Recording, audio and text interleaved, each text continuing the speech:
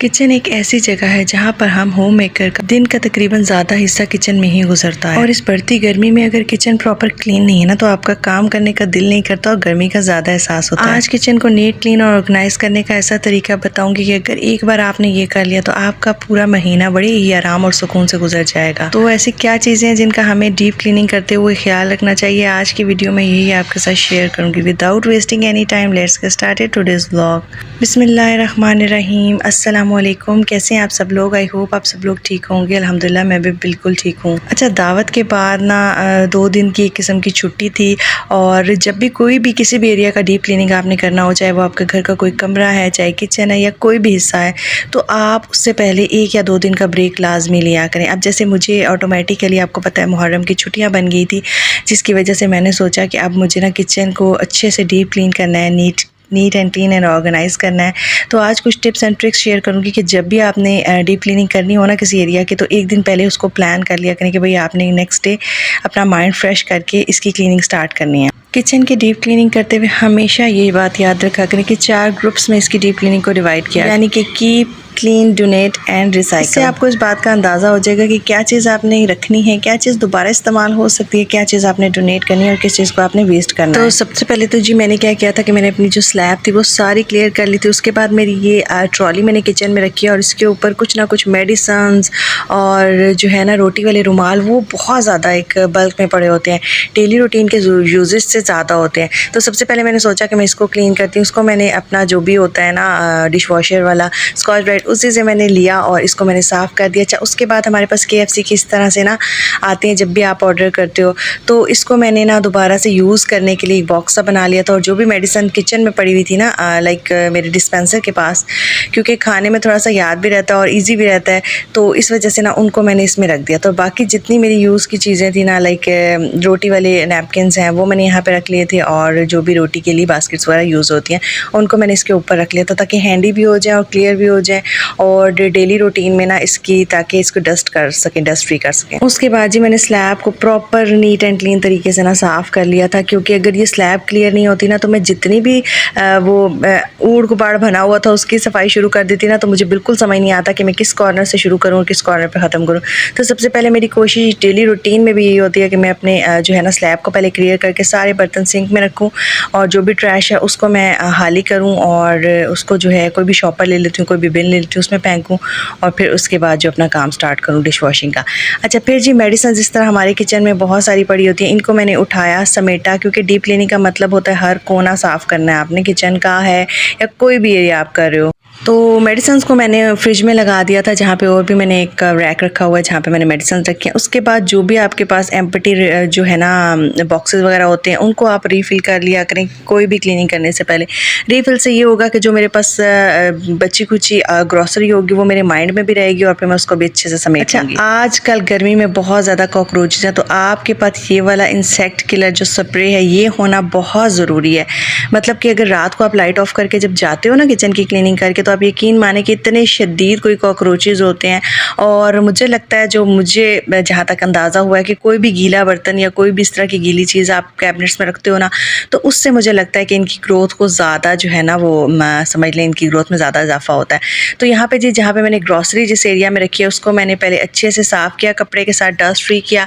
Then मैंने दोबारा साबुन वाले कपड़े से उसको साफ़ किया। उसके बाद दोबारा ड्राई से करके जो भी कॉर्नर्स थे ना उनके अंदर मुझे अगर इनके एग्स नज़र आ रहे थे या कुछ भी था, वहाँ पे मैंने ना इनको स्प्रे कर लिया था और उसको थोड़ी देर स्प्रे को रहने दिया था। और उसके बाद मैंने चीज़ें लगाई थी ताकि जब बाद में भी उनको स्प्रे लगे तो वो मर जाएं। अच्छा, उसके बाद जी क्या किया मैंने कि जो इस तरह के गत्ते के मैंने आपको दिखाया ना, आपके पास होती हैं मतलब जो ऑयल वाले गत्ते के कार्टन्स होते हैं, इनको आप डिस्कार्ड कर दें, क्योंकि इनकी वजह से भी इस मौसम में जो है कॉकरोच जो है ना वो ज़्यादा बनते हैं। अच्छा, उसके बाद एक एक रैक में खाली करती। मैंने ये नहीं किया कि मैं अपने किचन में ढेर लगा लूँ पहले बर्तन खोल के, नहीं भाई, एक एक रैक को मैं क्लियर करते जा रही थी, साथ साथ मैं उसको वाइप आउट करती थी प्रॉपर 2 से 3 बार, और उसके बाद मैं स्प्रे करती थी कॉर्नर्स में, ताकि कोई भी कॉकरोच जो है ना वो मुझे दोबारा दिखने को मत मिले।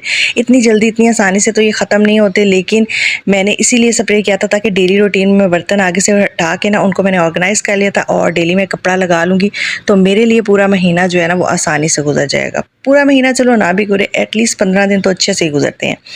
अच्छा, उसके बाद जो भी स्पाइसेस थे मेरे पास अवेलेबल, उनकी मैंने एक्सपायरी देख ली है। उनको दोबारा ऑर्गेनाइज़ करने से पहले, वैसे तो ये काम आपको एवरी वीक करना चाहिए, और मैं एक सही बात बताऊँ, मैं एवरी वीक इसलिए नहीं करती क्योंकि मेरे घर पे जो ये मसाला जाता है ना, ये होते ही नहीं है। मैं डब्बे के मसाले बहुत रेयर होता है यूज़ करूँ कभी, तो मैं ये यूज़ नहीं करती। बाकी ये सोया सॉस वगैरह यूज़ होता है मेरा घर में, तो इनकी भी एक्सपायरीज़ मैंने चेक कर ली थी इनको ऑर्गेनाइज़ करने से पहले। तो किसी भी चीज़ को जब आप दोबारा ऑर्गेनाइज़ कर रहे हो ना क्लीन करने के बाद, तो आप लाजमी चेक करो। और ये छुट्टियों का बेहतरीन मौका है कि हम अपने घर का एक एक को जो कॉर्नर है ना, उसको अच्छे से डीप क्लीन कर सकते हैं।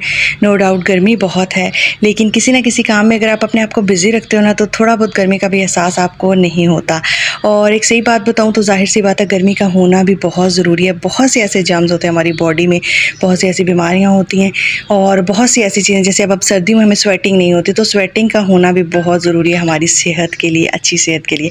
अच्छा, फिर जो चीज़ें डिस्कार्ड करने वाली थी उनकी एक्सपायरी मैंने चेक की है, और उनको भी मैं डिस्कार्ड कर दूँ। उसके अलावा एवरी बॉक्स को मैंने अच्छे से कपड़े के साथ साफ़ करके ना, तो फिर मैंने ऑर्गेनाइज़ किया था। और अपने अकॉर्डिंग हर कोई ज़ाहिर सी बात है अपने किचन को अच्छा रखता है, ज़बरदस्त रखता है। और मेरा जो पेंट हुआ था वो भी मैंने आप लोगों को नहीं दिखाया था, तो मेरा आज यही कोशिश थी कि मैं आपको अपने किचन की ना फाइनल लुक भी दिखाऊंगी कि किस तरह का मैंने जो है वो इनको कैबिनेट्स को भी कलर करवाया। अच्छा, यहाँ पे जो ऑयल के एक्स्ट्रा जार्स थे ना, उनको भी मैंने यहाँ पे रख दिया था, जो मेरे यूजेज में नहीं है डेली। और काउंटर टॉप पे ना वैसे ही बहुत ढेर सारा जो है ना मैस पड़ा होता है। अच्छा, ये देसी घी था, ये फिलहाल मुझे ज़रूरत नहीं था क्योंकि मेरे पास ऑलरेडी नीचे देसी घी अवेलेबल है, तो इसको भी मैंने साइड पर रख दिया था, ताकि वो फिनिश होगा तो मैं इसको यूज़ करूँगी। और उसके बाद जी फिर क्या क्या सारे ये मेरे कैबिनेट ऑर्गेनाइज हो गई थी। उसके बाद जी काउंटर टॉप की बारी थी, और काउंटर टॉप के कॉर्नर में थोड़ा सा हमने स्लैब को तोड़ के ना, तो वहाँ से वायर पास की थी। तो इस तरह के कॉर्नर्स में तो लाजमी आपने ढेर सारा स्प्रे करना है, और स्प्रे से पहले भी साफ़ करें, उसके बाद स्प्रे के बाद भी हल्का गीले कपड़े से साफ़ करें, ताकि और कोशिश ये करनी है कि खाने पीने की कोई चीज़ आपके करीब मत पड़ी हो। ठीक है, ये चीज़ें मैंने दूर थी, सारे बॉक्सेस थे, बंद थे,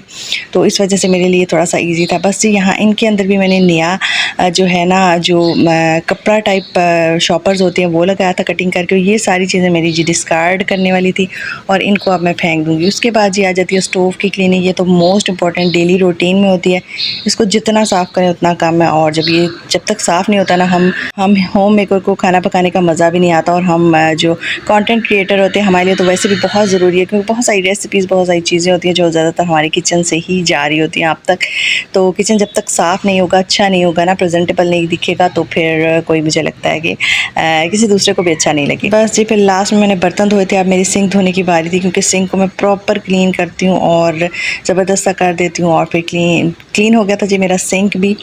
और उसके बाद जी मेरा किचन कुछ इस तरह से दिख रहा था, और मेरा सिंक भी इतना शाइन का था। बर्तन अभी मैंने समेटे नहीं थे, मैंने कहा आपको दिखा दूँ। ये वाली बास्केट भी मैंने साफ़ कर दी थी, और इसकी सेटिंग भी थोड़ी सी चेंज कर दी थी। तो इसी तरह से जी चीज़ें साफ़ सुथरी जो है ना घर में अच्छी लगती हैं, और आपको ख़ुद भी घर में एक बड़ा ही सुकून आता है। और आप भी मुझे बताइएगा आप लोग डीप क्लीनिंग किस तरह से करते हैं। और ये है जी मेरा न्यू जो पेंट मैंने करवाया था ग्रे के साथ। अच्छा जी, यही था मेरा आज का व्लॉग। आप मेरी ऑर्गेनाइजेशन देख सकते हैं। अगर थोड़ा सा भी व्लॉग अच्छा लगा तो जाने से पहले मेरे चैनल को आप लोगों ने सब्सक्राइब करना है, मेरी वीडियो को लाइक करना है, शेयर करना है, और अपने प्यारों के साथ जो मेरी वीडियो है ना उसको लाजमी शेयर करना है। और एक और टिप देती चलूँ कि जब भी बर्तन यूज़ करें ना, तो उनको दोबारा वॉश करके ही यूज़ किया करें। टेक केयर, अल्लाह हाफ़िज़।